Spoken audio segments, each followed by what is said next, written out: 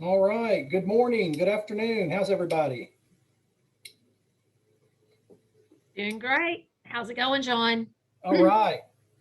Life is good. I have a 15-year-old outside mowing the yard. Oh, that's wonderful. Life could not be better.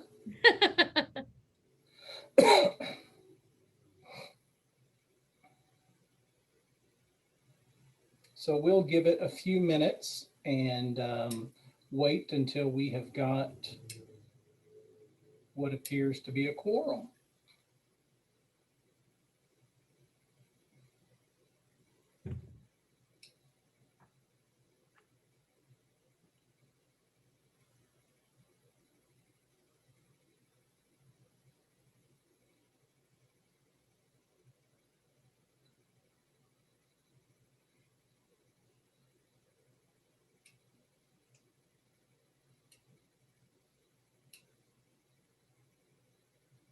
Hey, Keisha, thank you. Glad you're here.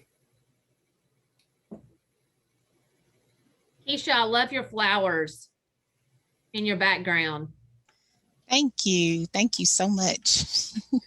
I hope you all are doing well today. Doing great. How are y'all there in Lexington? Doing good. Good. Good. Busy as always, like everybody else. Good to see you, Mr. John. Yes, ma'am. You too.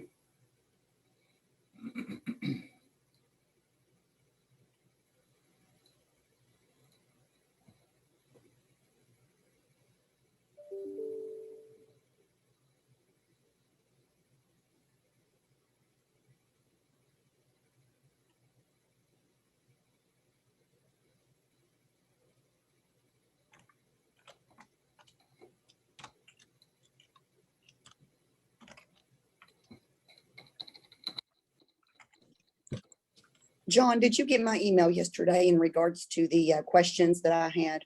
Yes, ma'am, I did. Okay, I just wanted to make sure. And we actually talked about them during the executive committee meeting yesterday. Okay, thank you. And in fact, I'd be more than happy to address them during the call today.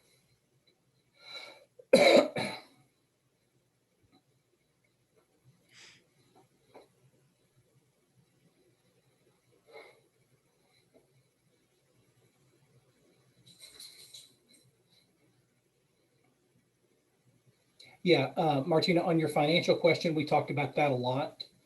And then on the past president question, Cindy has a report on that.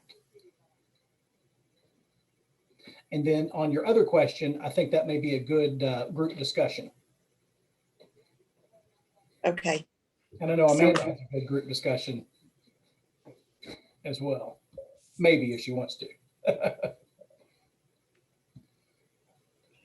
Yeah, I apologize. It was kind of last minute, OHS calls, so Oh, yeah. duties begin. All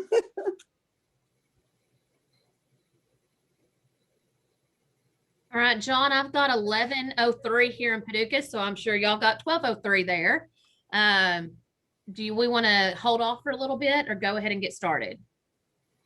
If we could give it maybe another minute or two. Okay, perfect.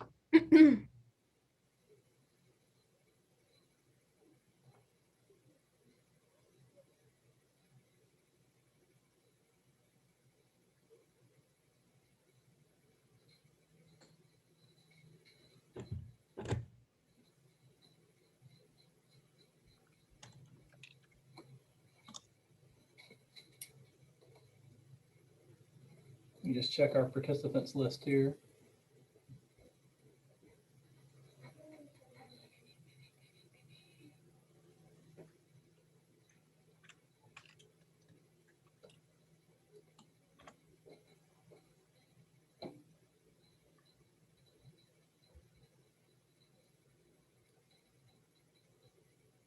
Yeah, Christy, we are one person short for our quorum requirement, but there's no reason why we can't proceed with some of our updates and other items. And once someone else joins us, then we can move into our business items. That sounds great. I'll go ahead and get started. Well, good afternoon, everybody. I hope you're having a fantastic Tuesday. You know, COVID world makes me lose sense of time sometimes. So I've got to look at the calendar to make sure I have the right day here. So I want to make sure that you all have your agenda. You should have access to it in the documents that John sent out. And if you notice, there is a link to a Google Doc drive that gives you all of your meeting materials. He's also put it in the chat. So if you want to access those now, you'll have access to the minutes and all of our information. All right, I'm going to go ahead and call our meeting to order. It is 11:05 on June the 8th. And John, did you take note of the programs that are in attendance, or do you want me to go ahead and have Tara call the roll? Yeah, we should call roll, and Okay. it looks like, I think we have 14 that are here now. So either Tara or myself can call the roll. Okay, Tara, if you would like to, if you'll call the roll, please. And if everybody will just unmute yourself before time and say present, please. Thank you so much. Great, thank you. Ashland.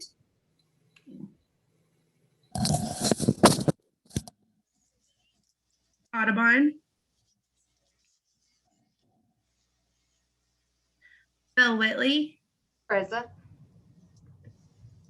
Big Sandy. Bluegrass. Bourbon County. Here. Boyd County. Breckenridge. Breckenridge Grayson. Community Action Lexington. Present. Community Action Southern. Present. Carroll County. Central Kentucky. Family and Children's Place.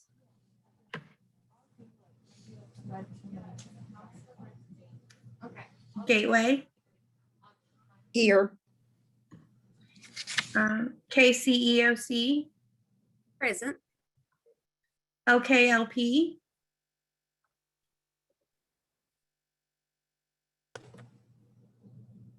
Lake Cumberland. Lincoln. Middle Kentucky. Here. Murray. Here. Northeast. Here. Northern Kentucky is here. Ovec. Owsley County. Paducah. Present. Williamstown. And WKO.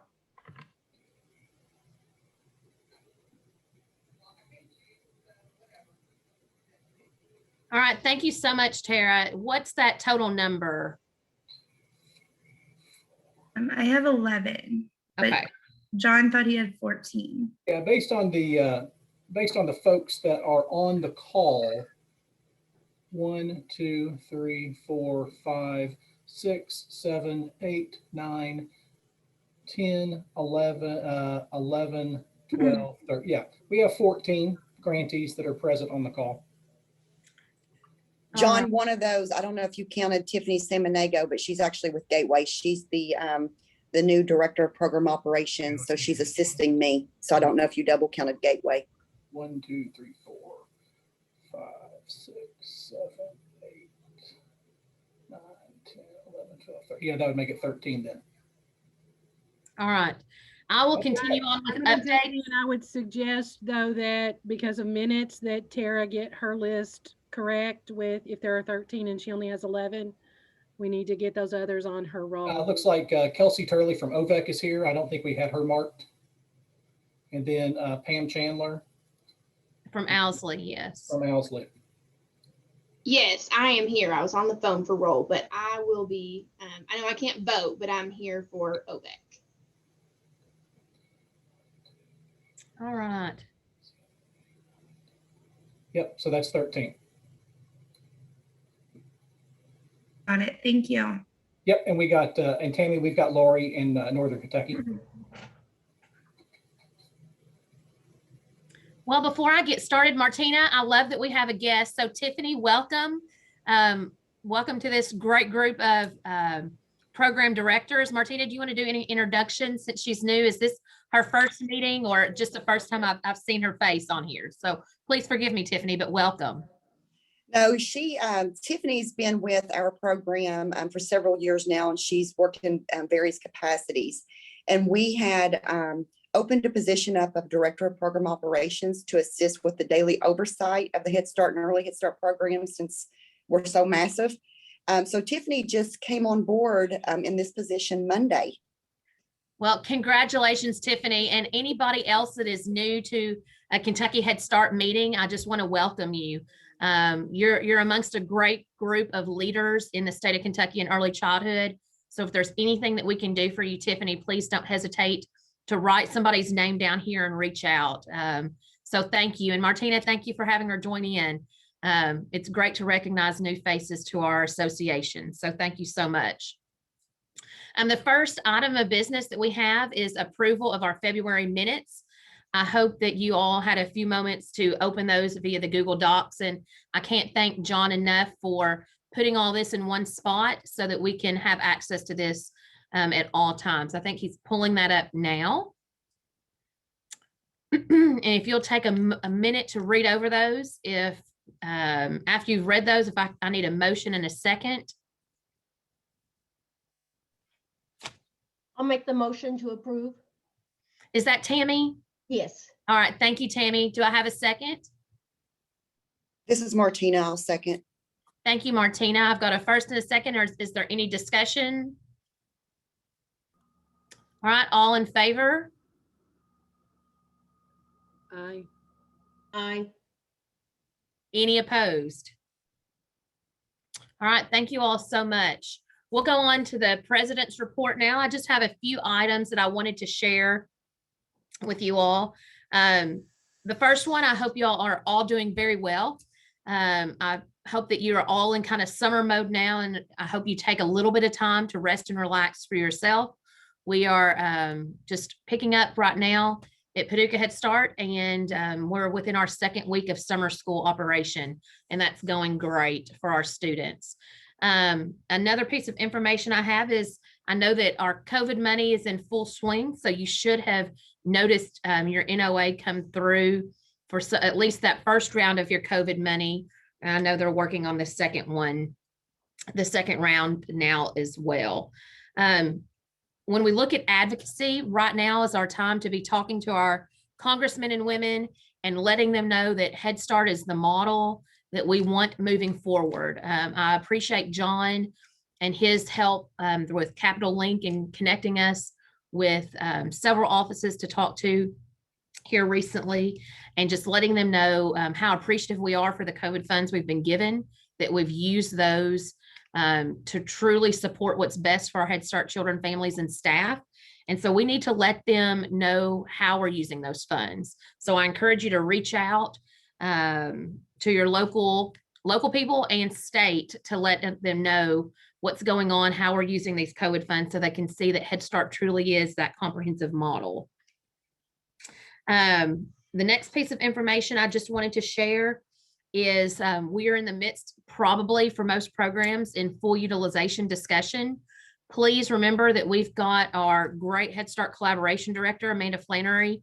And if you have any questions surrounding full utilization, what that might look like for your program, the ups and downs, the goods and the bads, please reach out. Amanda is a resource there, and she can connect you to those partners at KDE to help open those communications. So if there's anything myself or John can do as well, we are happy to help you kind of brainstorm and plan.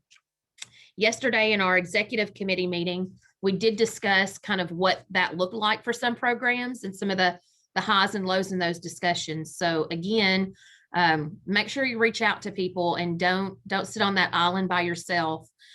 We really want to figure out the best way to serve all children and families. And And we, obviously we want Head Start to be that model and the services that are provided, but we all want to work together and make sure that we use all the funds to the best of our abilities. Christy, can I jump in on that real quick? Yes. Amanda, when we were speaking about that yesterday, this was just before you were able to join the call. We sort of talked about, would there be a way to put together some sort of a FAQ that really outlined all the different responsibilities of all the different parties when it comes to full utilization? And so I told the folks that I'd be in touch with you to maybe talk about working with KDE or GOEC and maybe trying to pull something together that really goes through there and sort of talks about, when can you say no? Or what are the instances and examples of how programs need to be working together? So, you've got the certification, you've got the MOU, but you sort of need that accompanying document that is in layman's terms that sort of walks people through things. Yeah, thanks for that. And that was one of the things that kind of bubbled up around some of the conversations that I had with grantee directors as I was going around was the idea of kind of coming up with those collaboratively put together documents between my office and KDE so that you guys would have access to those things. And so we're in the process right now of starting to build some of those. Several different things were brought up during that, including some guidance on how to better blend and braid and all of that. So I have a long list of those things to start working on with KDE. Thank you so much, Amanda. I really appreciate it. And thank you, John, for putting that information in there as well. Again, I want y'all to know that we're here to support and help our Head Start programs the best and to the most full extent that we can. As far as any other information for you all, that's really all that I have. John has done a fantastic job keeping everything going. So I want to give a little shout out and kudos to him and to the rest of our executive team, especially Cindy Graves. She's done a great job as parliamentarian. So I just want to thank her for all of her hard work within the bylaws and the elections. I know that we've had several meetings, but this is just another chance to highlight the great job and collaborative partners that we have within our directors. So thank you all. I really do appreciate you. And John is our executive director. Again, thank you for all of your organization and leadership. I really do appreciate it. Moving on to our treasurer's report, Mr. James Peters, I'm going to turn it over to you and Mr. Mountain Joy to give our financial report, please. Yes. John, I'll let you pull up the documents. Okay, let me get them here 1 second. And then if you want to scroll all the way to the last page, the statement. Which one would you like? The finance income and expense? That one, this Okay. one right here. Okay, scroll to the end. Well, actually, if you scroll to the top, Okay, I just want to add some things to each thing. all right. The first thing that everybody sees is the membership dues. So this is what we brought in this year for membership dues. Now, we had a discussion yesterday with the executive team, and there's been some discussion because right now what we have is, right now our formula is for each grantee to pay $4 a child. That's the formula we have right now. And there's been some discussion about potentially raising that. So there's been some discussion either with the board of directors and then also with the finance and budget committee to come up with some type of formula to potentially raise the fee for dues, because we really want to come up with some type of fee formula so that we are having some type of dollar amount so that our KHSA dues are having our actual income be actually in the black rather than in the negative. Because once you see this report, you're going to see a negative amount, which is what we don't want. So we want to get some feedback from everybody, because right now the $4 a child amount just doesn't seem to be feasible, and that's what it's been for a long time. So we just want to get some discussion and things like that going to see what we could potentially raise that to. So that's the first part of this report, is just the membership dues that we brought in. And just to give everybody a heads up, because I know this past year there was like some, because on some of the other reports with the deposits and things like that, there were some grantees that we didn't receive deposits from for their dues until like April, March. So just to give everybody a heads up that there will be reports sent out to grantees probably within the next couple of weeks with their dues and with a dollar amount, that how much their dues will be. And your dues are going to be due at the end of August. So there's going to be a 60-day window of when your dues are going to be due.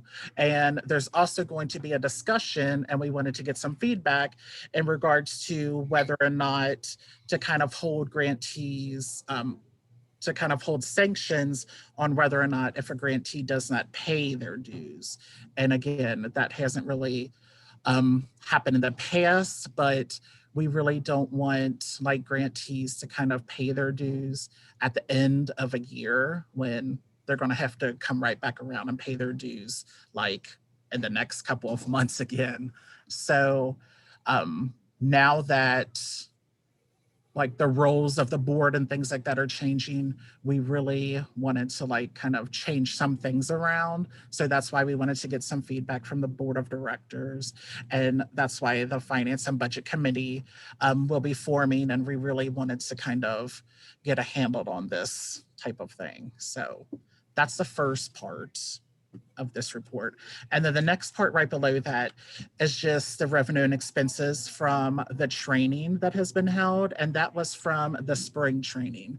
Now, just like from the fall, so with the fall conference, there was no charge for that whatsoever because it was in the heat of COVID. Now for the thing is, for the spring conference, if you registered for the spring, you were actually going to get this fall, you were going to get that included with your registration as well. So, but let's say for instance, if you didn't register for the spring, but you want to come this fall to the virtual conference as well, there's going to be a special prorated rate for about $150 to $175. So there is still a chance. So if you didn't get a chance to register for the spring virtual conference that just happened, there is going to be a chance to come to this fall to the virtual conference as well. So there's that as well.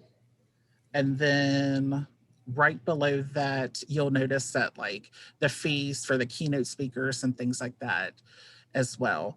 Now, I brought up yesterday during our executive meeting about, well, whatever happened to the Galt House, because we had to make a deposit to the Galt House, I feel like a couple years ago, and like, where did it go?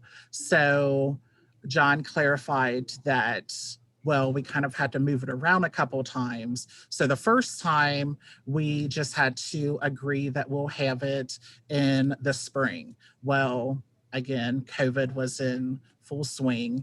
So then we didn't lose any money or anything like that. So then unfortunately for the spring, it kind of, we weren't allowed to do anything because COVID was still in full swing. So unfortunately, we weren't allowed to have anything due to COVID. So the Galt House was like, you won't lose any money, nothing will happen. But we just had to agree that we would have, like, for the next few years, we would guarantee that we would have our conference at the Galt House for the next few years. So we didn't lose anything. We still have that $35,000 deposit that we paid, but at least that's the good thing. So that deposit that we made is still there, that we paid, like, I feel like it was a couple years ago because it's been a while. It was actually either last March or April when we were able to negotiate our adjustment. Just to clarify real quick, our original conference was supposed to be there at the end of March last year. So it has been just over a year when our original conference was supposed to be at the Galt House. We were able to postpone that until September of 2020. And our thinking was, well, this pandemic will be gone. We will have figured it out and everything will be back to normal. Well, as we all know, things actually had gotten worse by September. And so we had to go back to the Galt House again and say, we're not going to be able to do our in-person conference. Can you please work with us? They actually wanted to take half of our money as a penalty at that point. But we were able to play some hardball with them and just be firm. And we basically got them to the point of saying, okay, we're going to keep your deposit. We're not going to charge you any penalty for your food and beverage contract, for your conference space contract, and for all of the room block that you had set aside. All we're going to require you to do is to hold your conference here in the spring of 22, 23, and 24. So I thought, given that they're not charging us any penalty, they're letting us use our entire deposit towards our future conference expenses, that was a pretty good deal for us. So that's the plan. Sorry, James, didn't mean to interrupt. Just wanted to clarify that. Well, no, because I'm sure like other people thought the same thing. So that's why I mentioned it yesterday. So I just mentioned that to everybody now too, just so you guys know as well. And so when you guys are looking at this, the biggest thing like for the fall, really there wasn't that much brought in for the fall because we really offered like the conference free to everybody. So, and then this year, there really won't be that much brought in because it was kind of like a buy one, get one, kind of like a blue light special. So if you registered for the spring, you're gonna get this fall in as well. So that's why if you're signed up to be part of the Finance and Budget Committee, we're gonna be really brainstorming and really thinking long and hard about how can we be creative about some creative ways about bringing in some revenue into the KHSA budget. So one way, of course, was we're thinking about increasing the membership fee to be part of KHSA. Like, of course, we don't want to make it like a large increase because we know how we already have a tight budget. Every grantee already has a very tight budget, but we at least want to look at what other organizations do across the country. And then we want to look at what other memberships do, like what NHSA does, what type of formula they use and things like that. So if you are part of that, I'll be reaching out soon. Or if you haven't signed up yet, but you want to, oh, believe me, we would love to have anybody part of that. But we really need to think of some creative ways that we could raise some money because like the past couple years, we haven't brought in much revenue only because like last year's conference was free. This year's conference was kind of like a buy one, get one. So yeah. And then John, I'll let you kind of explain the rest. Okay, sure. One thing I will say about the membership dues question that James mentioned, the changes that were made to the bylaws in February, I just want to let folks know that there were some very specific protections built in for grantees that your dues cannot be changed on a moment's notice. So if a Finance and Budget Committee were to make a decision or a recommendation rather to the Board of Directors and the Board of Directors were to vote to change the dues, there are some protections built in. For instance, your dues cannot go up. There has to be at least a 6-month buffer between the time a decision is made and when the dues can go up. Dues cannot go up more than once every 2 years. So there are some protections built in, and we wanted to make sure during that process that there were some things that protected grantees from, every time you turned around, your dues were going up. So I think that those are just good things to bear in mind that didn't exist previously. So as far as James had gone through the income and expense, this is sort of like your profit and loss for a nonprofit. It just demonstrates all of the normal expenses. This one, excuse me, is from July of 20. So that's the beginning of our fiscal year through the end of April. The spring conference that we had, the revenue that had been brought in right here at $20,300, This doesn't denote about 3,500 that came in May. So that'll be reflected, funds that had not yet been paid in registration. Those were some purchase orders from a couple of grantees that were paid by check rather than came in through Eventbrite. Miscellaneous training revenue, oh, no, not that, silent auction, 747.30. We raised 799, 747.30 was our take after the rally up, the online service that we used after their fees, of course. So you see the rest of the expenses that we had here throughout the year. Obviously, our in-state travel and mileage was non-existent since we weren't traveling. Office expenses were fairly low on most fronts with the exception of technology and software. The reason that is so high is because we did have to make investments in technology and software in order to do the virtual conferences. Programs such as SCED, programs such as Eventbrite. There's a program we use for the creation of infographics and print media called Vengage. There's another thing we use for social media called Content Cal. So there's all these little programs that we use in order to make life easier that allows us to get more things out. So ultimately, though, at the end of the year, excuse me, at the end of April, we find ourselves about $5,000 in the hole. Now, having said that, this is about where we have found ourselves at the end of the last couple of fiscal years, if I'm remembering correctly. So that does beg the question, like James said, how we're looking at our revenue models going into the future. And I will say that while dues, membership dues is a critical component of that, probably the largest component of that, it's not the only component. We do need to be looking at how we're looking at our training revenues, how we're looking at our conference revenues, and then how we're looking at other external, whether it's partnerships with other private vendors, or are there other sort of grant revenue streams that we can be looking at. The other documents that we have the deposit detail, everything that has come in. This is from January through April, and the reason it's January through April is because you were provided the previous one to that at the February 2nd meeting, so I've just given you the update. The same is true of the check detail, everything that we've paid out since then, and then finally the balance sheet that goes through and shows all the parts and pieces and values of the organization. So with that, I would ask if there are any questions or concerns or comments based on anything that I have shared or anything that James has shared.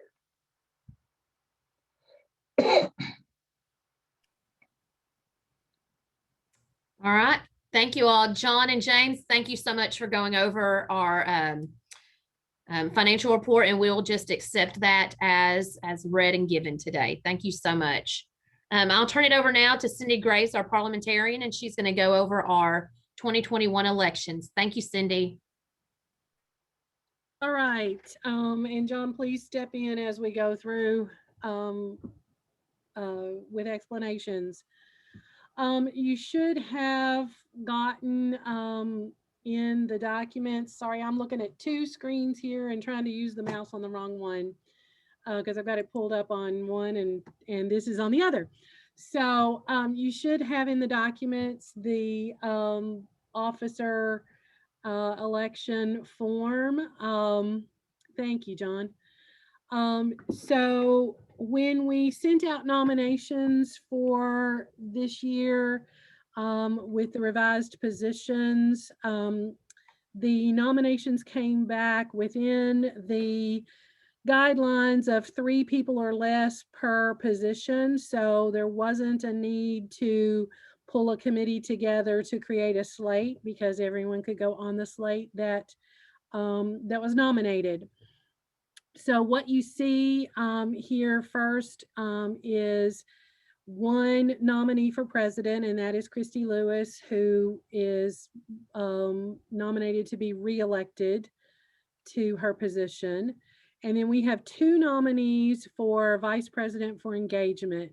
One of those is Chris Holliday from Middle Kentucky, and the other is Jeff Martin from Audubon. And you can see their background there.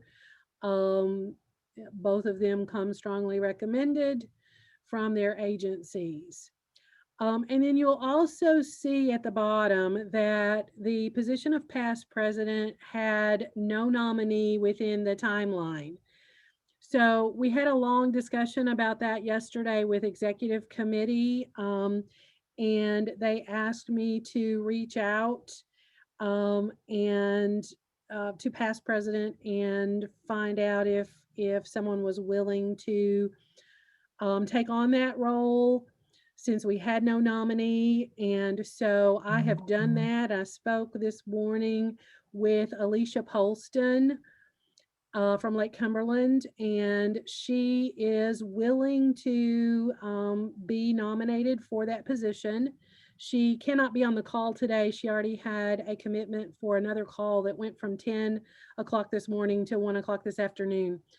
But she readily agreed to be put on the ballot to fill that position. What we will need is to open nominations from the floor and someone to nominate her as past president. I'll make the nomination for Alicia Poston to be put on the ballot for past president. Thank you, Martina. Will someone second it? This is Carla Brown, Community Action. I second. Thank you. So we will, Chrissy, we need to vote to accept her nomination. Can I get a motion to accept Alicia Polston's nomination for past president, please?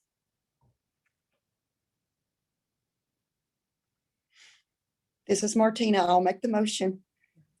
Is there a second? This is Shonda. I think that was Shonda. All right, thank you, Shonda. All in favor? Aye. Aye. Any opposed?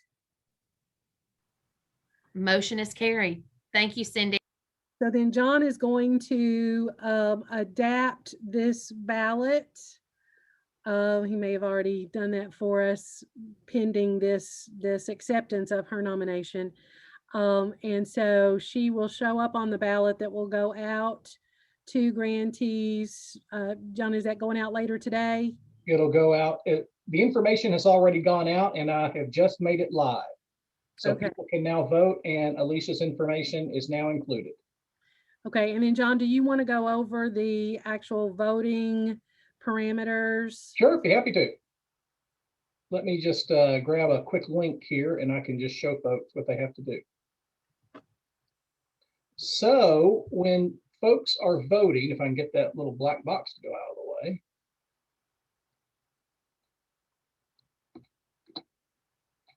So when folks are voting, everyone should have received, can everybody see the screen? Everyone should have received an email from me yesterday that provided you this link. And you should have also received a password in that email. And you just type in your password. It is KHSA Elections 2021. Type that in. And it gives you the ballot. So it gives you a little bit of a background information up here at the top, and then it allows you to go through and make your selections. Now, each one of the offices will provide you the nominees. It will also provide you a write-in option. So each one of the offices, if you don't wish to select any of the candidates that are there, you may write in. Please include the name and agency of your write-in. You may make one choice for each office. When you have made your choices, you simply select cast ballot and your vote is recorded. Now, I will say that please remember that the old way of voting under our previous bylaws was that each grantee, excuse me, each grantee received 3 ballots, which essentially was equal to 3 votes. Under the new bylaws, each member of the board is entitled to 1 vote. So you get 1 ballot. So you get to vote once for each of the offices. So what that means is that the way I have set this up is that you can really only vote once, and you can only vote once from your device. So while it doesn't prohibit you from voting more than once, I can tell that you have voted more than once. And so if you do end up voting more than once, I will take away one of your votes. So I know everybody is nice and honest and everybody will vote the way they're supposed to vote and we won't have any problems. But I think this is the easiest way to do it. It should be a very easy system to use. And our plan is for our balloting to be open today. It is open right now. It will close at noon Eastern time on Thursday. The reason we did that was obviously we've got some folks not on the call with us today. Others may be on vacation, busy with other meetings. I wanted to make sure everyone had an opportunity to participate in the electronic balloting. Once we have reached noon on Thursday, I will gather the results and information, and then I will make them public on Friday. I will send an email out to all the directors and also make that information available through our different media channels. So that's how we're doing it. If anybody encounters any problems, please send me an email, send me a text, give me a call. I'll make sure that if you do have a problem, we can make sure that we get your vote recorded. Thank you, John. And thank you all for stepping up to the plate. Those who have submitted their nominations, we look forward to some great leadership with the years moving forward. And that's all I have. Thank you so much, Cindy. I appreciate it. All right, we're going to move forward to our partner and staff reports. So I'm going to turn it over to Miss Amanda Flannery with our Head Start Collaboration Office. Amanda? Thanks, Christy. As I mentioned a little bit earlier, I've spent the last 6 weeks or so talking with a lot of the Green Tea directors, introducing myself. There was a lot of really great information shared, including some of the stuff that I talked about earlier, guidance and some TA products from in partnership between me and KDE around a lot of different things. So hopefully we're going to start working on those very soon and get those out to you guys as quickly as possible. So really excited about that. The other couple of big things that I wanted to just touch base with everybody on is the Early Childhood Institute. I know that I think everybody should have received the link to register, and those slots went really quickly. Each one we had, I think it's 4 days long. Next week, there were only 150 slots for each session that we're providing. And so they just went really quickly. So I do apologize for that. I've heard a little bit of rumbling that folks were frustrated with it, but it's just the way that we had to do it this time around. So just so that you guys know kind of what our plan is moving into the future, though, is that we were kind of in a very similar spot as you guys were with the Galt House.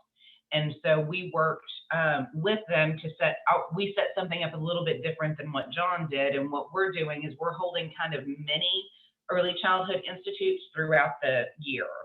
So we're going to have some virtual ones as well as ones in person. Right now, what we're looking at is one in the fall, 2 small ones in the spring, and then we're all getting back together in June to have another ECI that next year. So that's really exciting. We're kind of breaking it up, providing these hours to everybody all throughout the year. We're really focusing in on making sure that that overarching goal is a part of the work that we're doing. So as soon as we get that information and are able to actually start sending out information, we're going to do that. So we've also heard a little bit of rumbling around how close to the virtual institute has happened when the registration link came out to when the ECI was scheduled. So we're going to really take a look at that and take that into consideration as we move forward and make sure that we get those registration links out in a timely manner next time. So we do apologize for that as well. Something that's super exciting that we really can't wait to get going is that we are in the final stages of updating the early childhood standards. We're looking to get those released sometime this fall. And the early childhood standards will be a big piece of the smaller institute sections that I just talked about. So we are really looking forward to getting those done. Like I said, we're in the final stages and we're looking to get those released in the fall. Working with some really great content experts to help us build out what those changes are. 2 big pieces is that we're actually pulling out the approaches to learning and making it its own standard. So that's really exciting. And we're also including a technology standard for the 3 and 4-year-olds. So we have a lot of stuff going on here at the GOEC. Those are the 2 big ones that we've got going on right now. And I think that's all that I had on my agenda, unless anybody has questions for me. Does anybody have any questions for Amanda?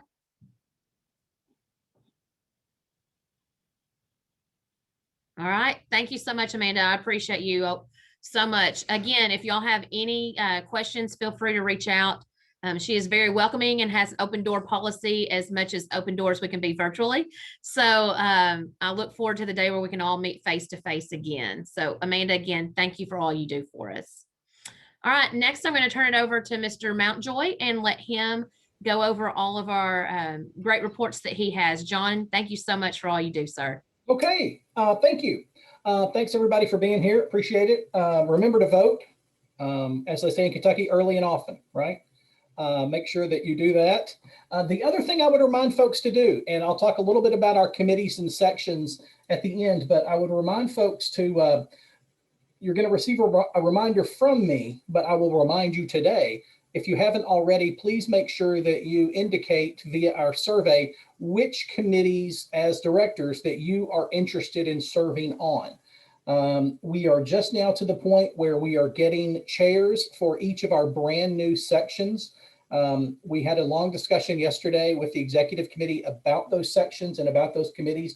And so more information will be coming out in the next week or so about those. And we will be asking you and your teams to begin to make some choices as to which committees and sections they want to be a part of. So as we have been working over the last couple of years to sort of rebuild KHSA, we've had a very deliberative process. We have moved from sort of getting everything in order to developing a strategic plan, to rewriting our bylaws, to now getting to the point where we have committees and sections in place where we can start doing that real membership engagement and real work of the organization.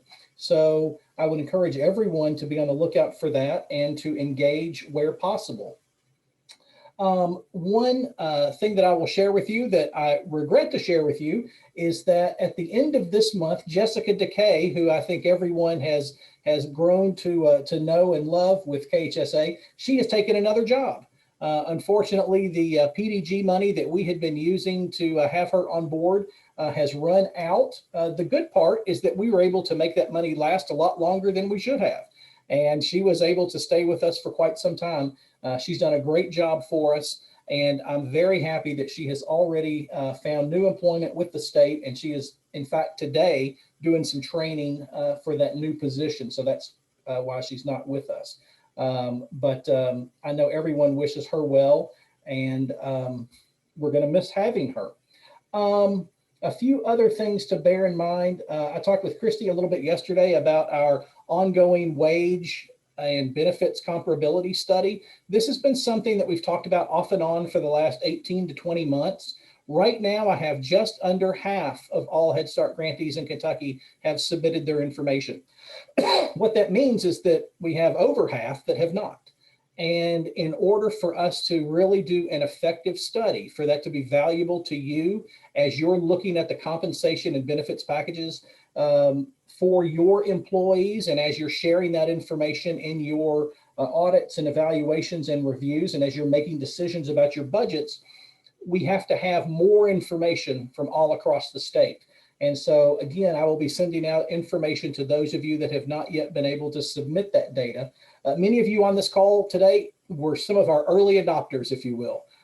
You were able to submit that information very early for us. So we may be calling on you to encourage some of your colleagues across Kentucky to be submitting that data to that program as well. I would remind you about a few of the things that we've got going on, including our jobs board. Many of you are taking full advantage of that. I would encourage others to be using it as well. Not only do we share those jobs on our website, but we promote them via all of our social media channels, Twitter and Facebook. So that's good. Christy mentioned some of the conversations and outreach that we have been doing lately. We had a really good call last week with Dr. Futrell, the new director of OHS in Washington. This was a call that was at their invitation. They invited all of the state associations and state association presidents to join them for about an hour, just to sort of get a feel from Dr. Futrell as to what are her priorities, what are the things that she wants to be focused on, and then what are the priorities and issues that the states are sort of having right now. I will tell you that I think the emphasis that the Office of Head Start has, at least for the moment, is very focused on the short term. It's very focused on sort of the vaccination program. It's focused on early Head Start expansion. It's focused on trying to get the new American Families Plan through Congress, getting all of these parts and pieces done. So a lot of it is really zoomed in on that. What they are hearing from states are things that are very similar to what we would share from Kentucky as our principal concerns. For instance, early Head Start expansion, wages and staff retention, recruitment, enrollment, and full utilization, staff self-care, and mental health awareness. You know, these are all things that we talk about on our calls, and these are all things that are not unique to Kentucky. So these are things that they are hearing about from all across the country, and I expect that these will continue to be many of the issues that they're focused on, and that many of the trainings that they're doing nationally and regionally, that they're going to be focusing a lot of their efforts on. So, you know, it was a good call. It was sort of that introductory piece, but I think it set a tone where Dr. Futrell wants to be more accessible and available. And I think that as we roll into 2022, particularly with our in-person conference, she'll be at the top of our list to invite and to have her be a part of our conference, along with the folks at NHSA Region 4, and then of course our congressional representatives and state leaders. So that was good. The other thing that we've been doing is having conversations with our congressional delegation. We had a good call with Chairman Yarmouth's office week before last, talking about the American Families Plan. You know, we had the American Rescue Plan and sort of how those dollars are helping Head Start programs right now. But there is the American Family Plan with its efforts to increase early childhood education, to increase childcare. The challenge there is that they're not building those efforts around Head Start, and there is a firm belief that they need to be. And so Christy and I had a long conversation along with our lobbyist friends at Capital Link Consultants about, you know, how that needs to be adjusted and where that emphasis needs to lie. So we got an update from them on where that is. It's slow moving, slow progress, but we again reinforced our support for it and let them know that should they need any examples, should they need any assistance, they can call on us. Another thing we talked about yesterday, though, and this could be unique for us, is that as things begin to get a little bit back to normal in the fall, we may want to emphasize reaching out to our congressional delegation and in each one of our districts, making sure that we're getting each of them into a Head Start classroom, figuring out a way that we can have them come and visit our programs. They're going to be very keen to be seen in the districts. And of course, we're going to be very keen to be maintaining those relationships and making sure that they're on the side that we need them to be. So just something to keep in mind as we're sort of building out our policy priorities for 2022. We already talked about the full utilization piece. We already talked about the other parts. Let me just go through real quick. One of the things I wanted to share with you today was taking a quick look at where we are with our strategic plan. So you'll recall a year ago that we adopted, I believe it was June 20th of last year, we adopted our strategic plan. And we have made, I think, can everybody see the screen? I think we had some problems yesterday. So everybody can see the strategic plan. Yes, sir. All right, perfect. So a year, June 8th it is, not June 20th, June 8th. Okay, so, and wow, exactly a year ago. That's crazy. So we adopted this a year ago, and just as a reminder, you know, we had these four very specific goals: effective and efficient structure, funding and resource support, member engagement, and promoting the Head Start brand. So trying to figure out, you know, what have we done and what have we really focused on? Well, a lot of our focus over the last year has been on that very first goal, effective and efficient structure, because that is the basis from which everything else grows. And you'll note that all of these things highlighted in green are the things that we have been emphasizing under that very first goal. And I think that really the major victory there was the revision of our bylaws and the creation of a new governance structure, a new committee and section structure. And so kudos to Cindy and kudos to others that participated in that, particularly if you think about the achievement during a pandemic. We did all of this work remotely. And, you know, that was not easy to do. It might have been easier if we were in a room together doing it, because Cindy, we met what, 6 or 7 times via Zoom with a specific goal each time. But we have gone through and created a diversified membership structure.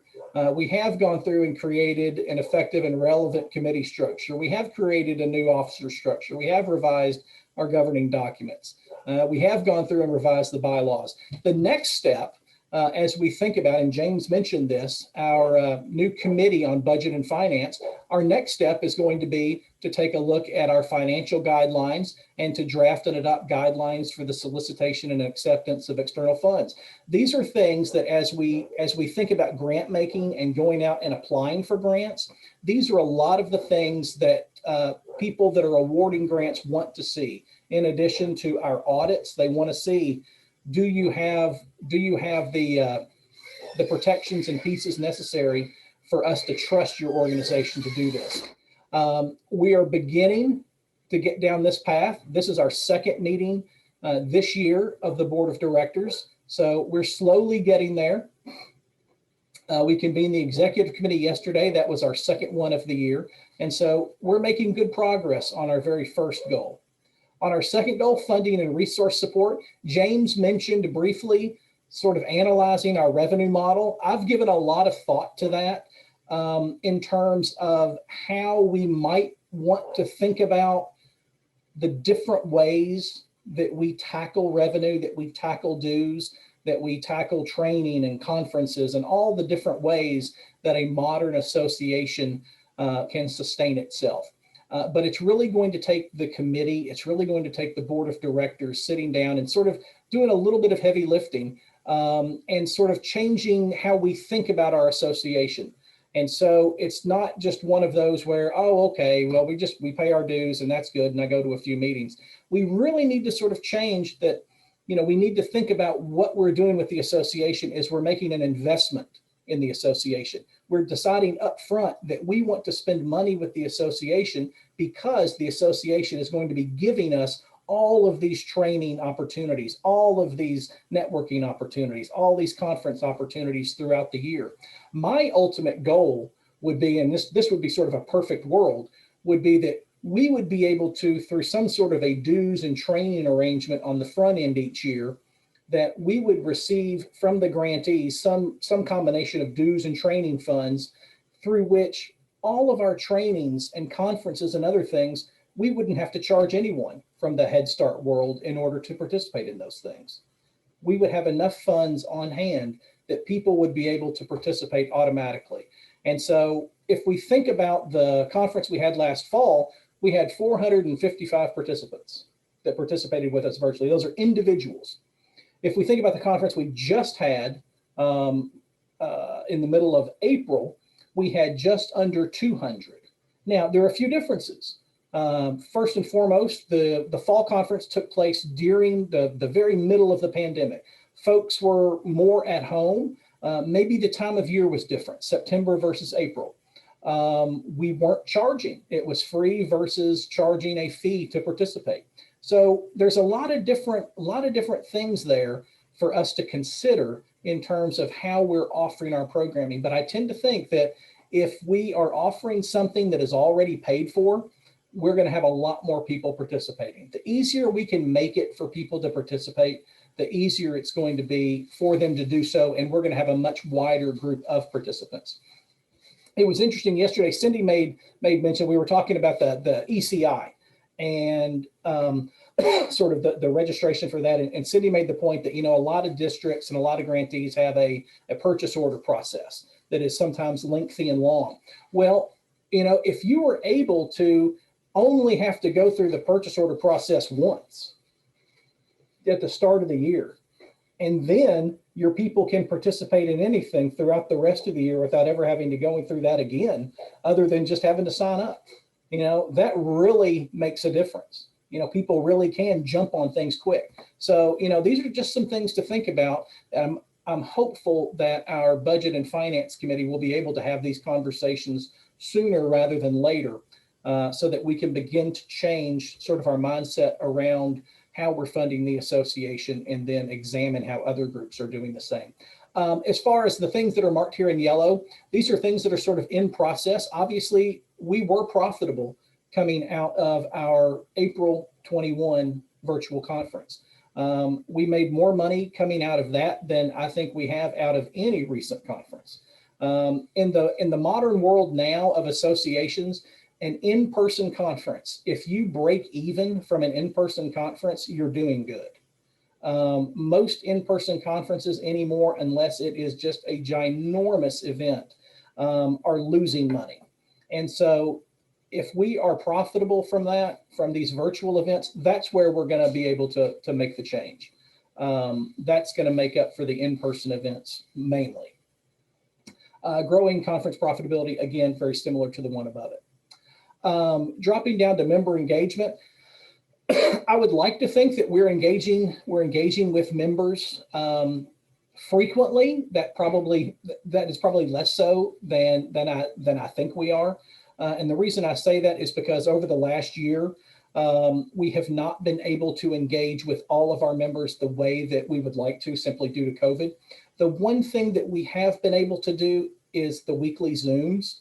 I know that in recent weeks, those have sort of trailed off a little bit. I think the utility of it has sort of waned to some degree. I think that's also true because of the time of year. People are very busy. The school year has wound down. But I think a year ago, when we were really at the height of using those, they were a tremendous benefit, not just for the sharing of information, but for actually building new relationships. We actually had more people participating on those calls than we did previously participating in executive committee or board of director meetings. I think people wanted to come together. They wanted to share information. And so to me, that demonstrated that there are brand new communications channels that we can be using on a regular basis, and not just in a crisis type of situation. But these are certainly things that we need to be working on over the next year or two and really emphasizing. And then finally, the same is true of promoting the Head Start brand. We certainly are out there. We certainly are advocating at the state and federal levels. One of the topics that we're going to be focused on in the next couple of months, particularly with the executive committee, is looking at what are our 2022 policy priorities? What are the issues that we as an organization really want to hang our hat on? What are the things at the state level and the federal level that we feel comfortable taking a stand on? That's important for us to get ahead of that. We don't want to be caught blind when the legislature comes back in and they decide they want to file a bill, and we're sort of caught blind and we don't know how to react to it. So we want to be anticipatory and figure out what's happening and how we can be ahead of the game. We are participating more at the state level in early childhood things. Amanda has been a wonderful partner, keeping us informed of things, providing KHSA and its members opportunities to participate. The same is true at NHSA and with Region 4. That's very good. It's not just KHSA from a staff perspective, but it's KHSA from a member perspective, folks being able to participate there. So again, these are all the things that we've been doing over the last year, I think, to meet the goals and measures that you guys thought were important for us. So the last thing that I will mention is the committees and sections, the KHSA committees and sections. We had a talk yesterday about those committees and sections, and let me find the right piece here. It's around here somewhere. Anyway, the committees and sections, I think we're at a place now where we have a chair identified for at least 4 of our 6 new sections. We're still looking for a chair for our disabilities and health, and we're looking for a chair for our grant, finance, and management. We've got a couple of folks that are willing to do it if we are unable to find another chair for it, but we're going to take one more run at that just to see if there's anybody else out there who is interested in doing it. The other thing, though, is that I want to encourage everyone to choose a committee. I mentioned this before, but it's important for folks to choose a committee to participate on. We have the awards committee, the nominating committee, the budget and finance committee, which, as we've talked about today, is going to be probably the one that's going to have a lot of action, I'd say, over the next 6 months or so. And if you want your voice heard, that's going to be a great place to help shape policy within the association. The final one is professional development. And that particular one, I think, is going to be quite active. It's going to be interacting not just with itself in determining, what are the sorts of things we want to see at conferences? What are the sorts of trainings we want to have? But it's going to be interacting with those sections and helping them determine, what are the ways that they want to be offering training. So these sections and committees are that next step, that next phase in the way we're going to be engaging members. So I would encourage you to participate in those as well. And finally, the next big thing that's coming up for us is next Wednesday. That is the deadline for the 2021 KHSA Awards. We did a wonderful job this year, and by we, I mean you, did a wonderful job this last year by bringing home 6 of the 18 awards from Region 4. That was a tremendous accomplishment and a well-deserved recognition. And I'd love to see Kentucky equal that, if not gain even more awards. But we can't do it unless those awards are received. And the deadline for that is next Wednesday. So the requirement, as it has been in the past, is that those have to be postmarked by June 15th, which means they actually have to go in the mail, a hard copy. They have to go in the mail. That allows us to keep up with them a lot easier. And it's the exact same requirement that Region 4 has of us. They have to be sent via hard copy. So with that, I know I've skipped over something. I don't know what it is, but I know I've missed something. But I'd be happy to answer any questions or take any comments. Does anybody have any questions for John? John, I thought that was a very thorough report. Thank you. All right. Now, were there some other questions that we had earlier that we may or may not have addressed? I knew Martina had a few questions. Did we address everything, Martina, that you and John had talked about? The only thing that I really haven't received clarification on is the deadlines for the daycare funding that was released to programs. Okay. Yes. So are you talking about the most recent one through, or is it the funding that was released around like the EpiPen and first aid CPR? No, it was the funding that was, I was trying to think the name of it. It's through the division. Okay. All programs who had licensed child or were licensed child providers received CARES funding. And there was different things that it could be used for. EpiPen, that might have been on that, Christy. I'd have to go back and check. Okay, let me look at my emails real quick from Sarah, Dr. Vanover, and see what I've got. Because you had to do a really simple application online to submit for that funding. And you've not received it yet? We've received Okay. 2 pots of money, but Okay. I don't have anything that tells me when I have to spend it. Hey, Gotcha. Martina, I'll step in here too. We have exactly the same question. Okay. The guidelines are clear on everything except when the deadline is for having those funds spent. And we have not been able to get an answer either. We haven't either. We've called and no one can seem to give us a clear, definite deadline on that. Right. Amanda, would that be some, I mean, I can email Dr. Vanover, or if you think you can get a quicker response. I know that Dr. Vanover is very quick to respond. When I send her things here in the in the past. So what do you think, Amanda?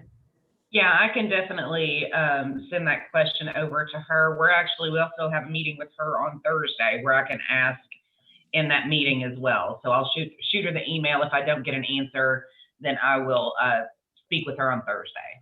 Okay. I've got one. Christy, this is Missy.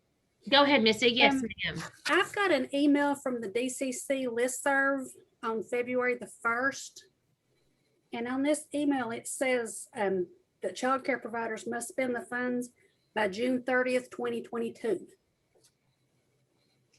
So I can try to find this and forward it to John, and he can forward it out to everybody if that would help. That'd be great. Okay, yeah, I can do that. Thank you so much, Missy. You're welcome.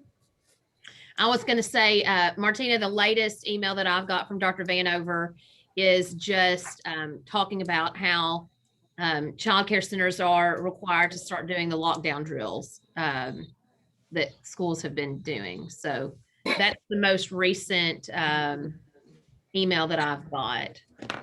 Christy. Yes, sir. So I had sent it, well, I actually sent an email to everybody who I can think of about this.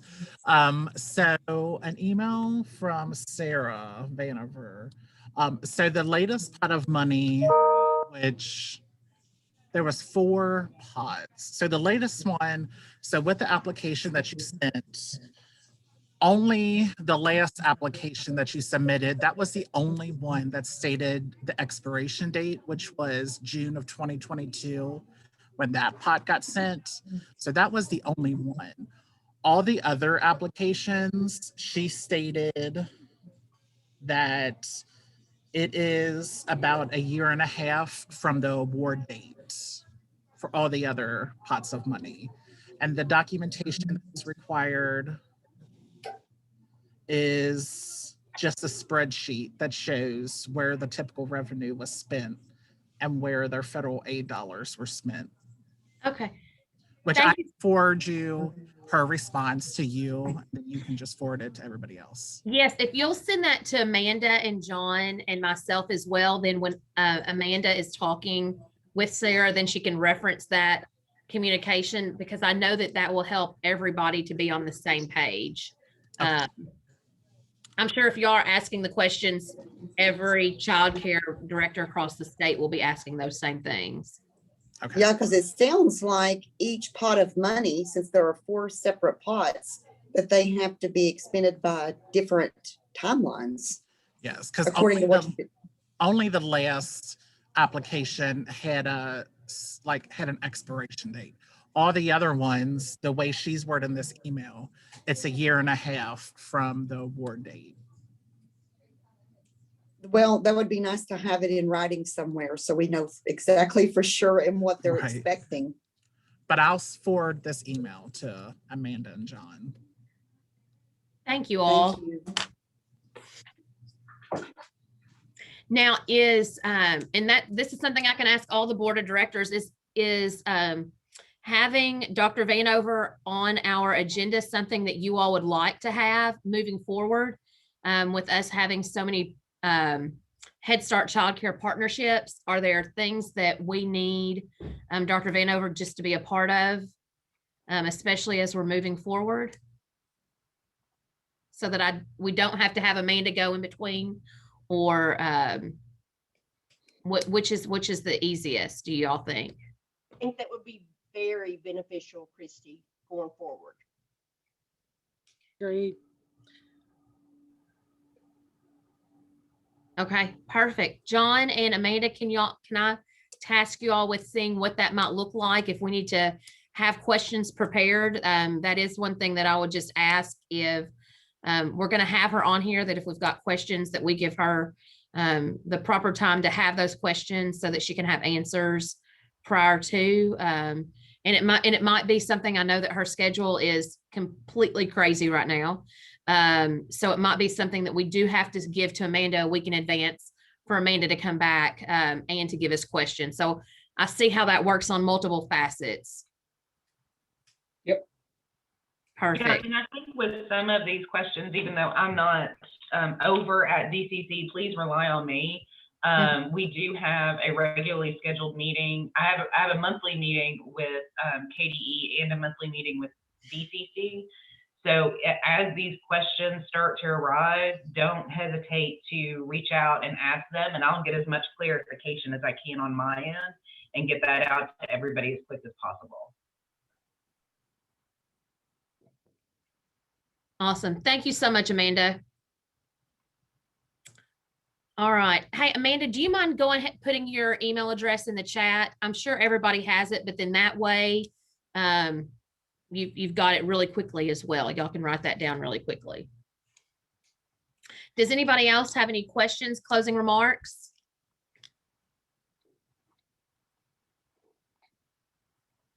All right. If not, thank you so much for your time today. If I can get a motion to adjourn, we will adjourn today's meeting, and I hope you have a fantastic day. I hope it's not cloudy where you are. Move we adjourn. Everyone. Kentucky. Awesome. Thank you all so much. Have a great day. Our meeting is adjourned.